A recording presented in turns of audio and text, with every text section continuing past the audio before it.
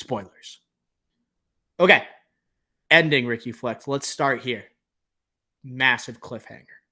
Massive cliffhanger. Miles, right, goes from Nueva York, right, transports himself back to what he thinks is his home world. And instead, he is on Earth 42, which is the same planet that the world that the spider that bit him is from, Alchemix 42. So what happens is Miles, he goes to see his family. He is welcomed by his mother. He has a conversation, reveals that he's Spider-Man. And she's like, what are you talking about? What's a Spider-Man?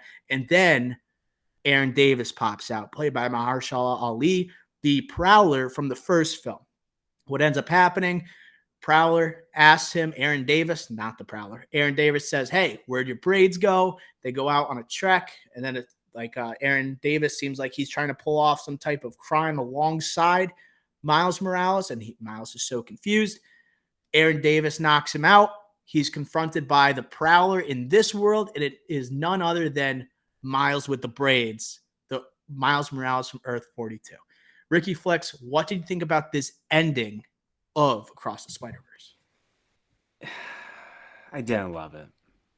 I didn't not like it because I knew there was another movie coming. This was originally titled Part 1.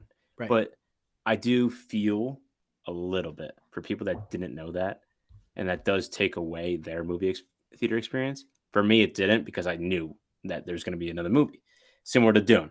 People that complain about Dune, like, at least it said Part 1. Yeah, Part 1. Yeah, like I think you gotta listen to the checkup. That's what I say. You gotta keep up to date with us. Subscribe to the pub. But yeah, no, I picked up the DNA thing with Miguel O'Hara when he's explaining the time jump or the multiverse dimension jump. So it makes sense, and you quickly pick it up right away when he says who Spider-Man is, and you're like, oh, Miles, who could that be? When you see Uncle Aaron, it's like, oh, wait, Miles. And I kind of like put the pieces together. But I don't know, man. It rubbed me the wrong way a little bit. It did. And I just thought, I don't know. It was kind of not like a get out of jail free card, but it just didn't feel right. I liked it a lot. I don't like the abruptness of the ending. So yeah, that goes with the storytelling and pacing and the plot towards the back half of the second act and third act. It felt like we were gaining momentum, yes. and then it just halted. You ran into a brick wall, and I liked it a little bit more the second time I saw it, maybe because I knew it was coming, but it was like our audience was not happy by the ending of this. Both film. of them were. It was like if you had a bubble like you have in Into the Spider-Verse or Across the Spider-Verse, it would say WTF in like massive letters with a question mark, exclamation point, question mark, exclamation point. I do like the idea of Miles Morales if Spider-Man he's never bitten by a spider and he decided to follow his uncle who he had a tight relationship with, the life he would have led. It's just like that sliding doors type of thing. And that is, I think, a great way to do a multiverse plot point, to have that type of story. And I'm interested to see the next movie. How long is Miles stuck in Earth 42? Is he going to be there? Because you see his hands shocking a little bit, maybe to unleash himself from the chains that Aaron Davis put him in. And does he have to fight him like the Prowler? Is he going to have to try and force the Prowler to actually join his squad and convince him to help with the rest of the Spider team to help save his father in his original world and team up with SpiderGwen and company, which is another part of this ending that we have to talk about. I just have a lot of questions afterwards, but what I just didn't like is the abruptness of it.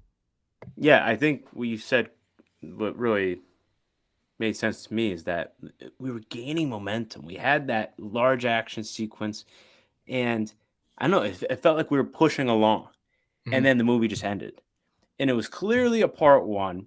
But I'm not getting back. I don't want to get back to that, but it just felt like the movie had another 20 minutes to go. Yeah, what it felt like, Ricky, is that Phil Lord and Chris Miller and Joaquin Dos Santos and the other two directors, they realized, oh my God, we're at 2 hours and 20 minutes. Yes, yeah, yeah. We need to put a pen in this, put a knife in this, and then we have to come back to it, put a fork in it. That's it.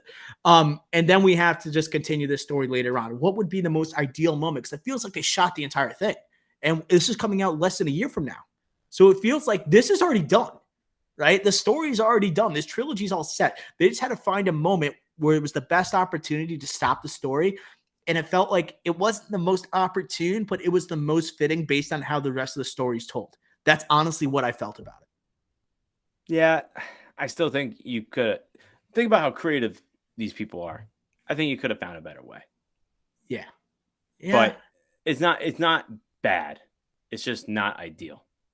And I think we should also talk about SpiderGwen and the team that she assembles to take on the Spider Society that is Oscar Isaac's Spider-Man 2099, Spider-Woman, who seems like she might be conflicted, right? Issa Rae's character going into the next film, Ben Reilly as the Scarlet Spider, who is like the henchman for Miguel O'Hara. What do you think about this crew that she's assembled, right? So we have the originals, and this kind of goes into our predictions, and we're going to have to evaluate those too later on in the spoiler section. We have Spider-Man Noir back, Penny Parker back, Spider-Pig back, and then we have the additions of Spider-Punk in this squad, and who else? And Spider-Man India, I believe. Yeah. And then SpiderGwen. That is our new squad. What do you think about this squad assembled and the idea of Spider-Gwen coming back into the fold here after being basically banished and exiled to her home world? Yeah, I love this. This was good. And adding to the team, right? Because you don't want to just do what you did in the first one with the same team. You add Spider-Punk, who I think was the biggest problem with the audio issue, better in the digital. He went from my least favorite in the IMAX when I couldn't understand a single word he was saying to arguably with Jason Schwartzman's The Spot, my favorite voice performance. He was the funniest character, I think, alongside He was Schwartzman. Amazing. Like when the baby, like everything with the baby, like anarchist or they see the black hole. He's like, it's a metaphor for capitalism. Just unbelievable. And add him to the crew with Nick Cage, Spider-Man Noir. Love that. I just thought it was perfect because now it's like, all right, that's a get out of jail free or not. Sorry, that's the second time I said that. Okay. I didn't mean to say that either. That's an escape route for Miles of how he'll like a path to get back to his world because he doesn't have one of the watches, time jumping watches. He doesn't have that. So that's a way where they have to go on a journey, kind of a detective story adventure to find, all right, he's in Earth 42. That's the spider that bit him. So we got to get to Earth 42, pick him up, bring him home, and then fight the Spot all together. So it all has the makings to be a complete trilogy and movie as well, but trilogy. Yeah, and then I should have mentioned Peter B. Parker is in this crew alongside Mayday Parker, his Don't baby. like that. You mentioned this afterwards, and I do agree with you. Like, do we have to have the baby here? We already got it. This isn't Baby Yoda. But it's like yes, I agree. Even though she did display like spider abilities right during the Nueva York portion of this film, and I like having Spider-Man Noir back here. Just seeing him, to me, it was just like they didn't put him in the movie because Nick Cage wasn't available. But you know what? He was available to do the second part of this film. Having the original Spider crew seems like the right way to end the trilogy. And you're right about Spider-Punk, dude. He is so awesome. And even though he is someone who doesn't like to go with the flow, he likes to go beyond, like against status quo. He's still the guy who's probably most understanding of Miles.